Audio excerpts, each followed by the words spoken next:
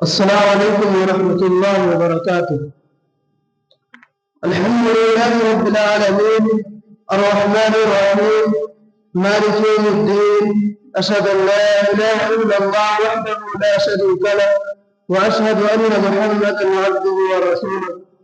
قال الله تعالى في القرآن المجيد وقال النبي صلى الله عليه وسلم إن الله يرفع بهذا الكتاب أقواما ويذر به آخرين.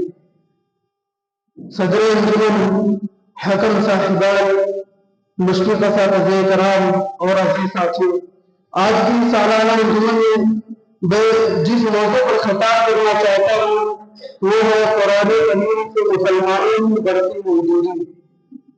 سامعین کرام، قرآن کریم ایک طرف معارف کو اٹھ کر مواعظ و عبرت کا ایک دے کرا اور ان کی دنیا تک پوری انسانیت کے لیے چشمے تیار، تو دوسری طرف فطاحت و بلاغت، کلام و بیان اور ادب و لطف کا وہ انوار ہے جس کے سامنے بڑے بڑے ادباء و ماہرین پر گھٹ ٹیک کر اپنی بدعات اور بے معنی کا اعتراف کرنے پر مجبور ہو۔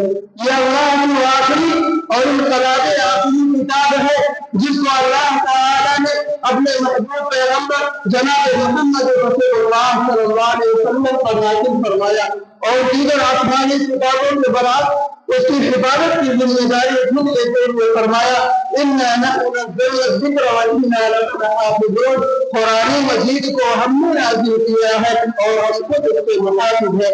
یہی وجہ ہے کہ 1400 سال پہلے جو قرآن تھا آج بھی ہر کوئی قرآن ہمارے ہاتھوں میں موجود ہے۔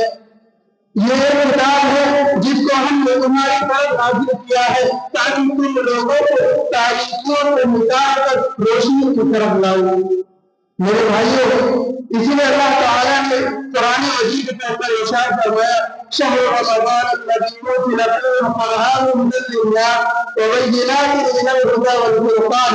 رمضان وہ مہینہ ہے جس میں قرآن نازل کیا گیا ہے جو انسانوں کے لیے سراسر ہدایت اور ایسے واضح تعلیمات پر مشتمل ہے جو راہ راست دکھانے والی اور حق و باطل کا فرق کھول کر رکھ دینے والی ہے۔ میرے بھائیوں، اللہ نے اس آیت کے اندر قرآن میں ہدی للناس کو تعبیر کیا۔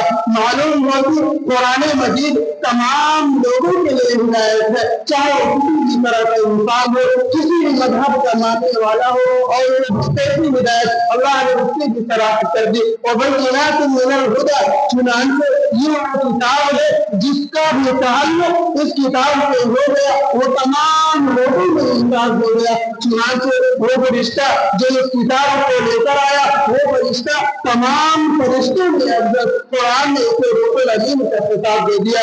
یہ قرآن جس نبی پر نازل ہوا وہ نبی تمام نبیوں میں افضل، قرآن نے اسے وما ارسلناک الا رحمۃ للعالمین کا خطاب دے دیا۔ یہ قرآن جس مہینے میں نازل ہوا وہ مہینہ تمام مہینوں میں افضل، قرآن نے اسے شہر رمضان الذی انزل فیہ القرآن ہدی للناس وبینات من الہدی والفرقان کہہ کر اس کی اہمیت کی جانب اشارہ کیا۔ یہ قرآن جس رات میں نازل ہوا وہ رات تمام راتوں میں افضل، قرآن نے اسے انا انزلناہ فی لیلۃ القدر اور انا انزلناہ فی لیلۃ مبارکۃ کا خطاب دے دیا۔